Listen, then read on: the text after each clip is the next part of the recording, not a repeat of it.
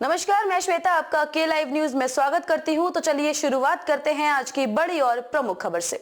UP की seat पर सोशलिस्टों का दुर्ग ढहा, हैट्रिक की तैयारी में भाजपा, विपक्ष का हाल बेहाल। सलेमपुर ऐसा लोकसभा क्षेत्र है जो दूसरे आम चुनाव से ही अस्तित्व में है। 15वीं लोकसभा चुनाव के परिसीमन के बाद बलिया जनपद के 3 विधानसभा क्षेत्र इसमें समाहित हो गए। शुरू से ही क्षेत्र में जातिगत समीकरण के बिना जीत पाना आसान नहीं रहा है।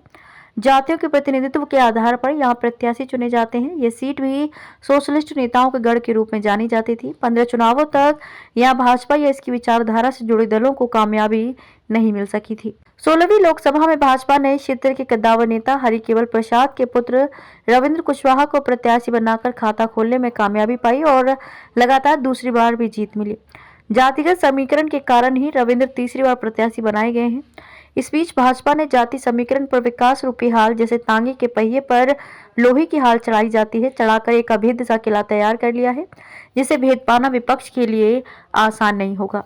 विपक्षी पार्टियां यहां बेहाल सी नजर आ रही हैं। आजाद भारत के पहले चुनाव में देवरिया दक्षिण से कांग्रेस के सरयू सांसद चुने गए थे। दूसरी लोकसभा में कांग्रेस के विश्वनाथ राय तो तीसरी बार चौथी लोकसभा में इसी पार्टी के विश्वनाथ पांडे को जीत मिली। आपातकाल के बाद हुए चुनाव में भारतीय लोकदल के टिकट पर राम नरेश कुशवाहा सांसद पहुंचे थे। अगले चुनाव में कांग्रेस की प्रति लहर थी और इसका असर यहां भी दिखा। अगले चुनाव में कांग्रेस के पक्ष में सहानुभूति की लहर थी। दोनों बार पार्टी के राम नगीना मिश्रा सांसद चुने गए। 9वीं लोकसभा का चुनाव कांग्रेस के प्रति उपजे आक्रोश के बीच हुआ। फिर विकल्प के रूप में जनता ने जनता दल पर भरोसा जताया। इस पार्टी के टिकट पर हरिकेवल प्रसाद जीत हासिल करने में कामयाब रहे।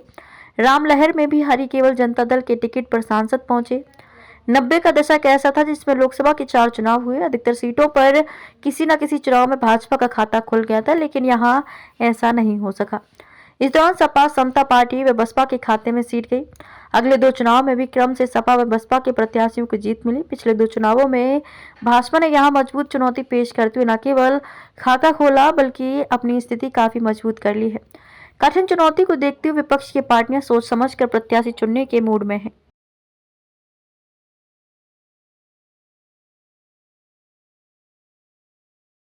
खबरों में अब तक के लिए बस इतना ही। फिर होगी आपसे मुलाकात ऐसी किसी बड़ी और खास खबर के साथ। तब तक के लिए नमस्कार और देखते रहिए के लाइव न्यूज।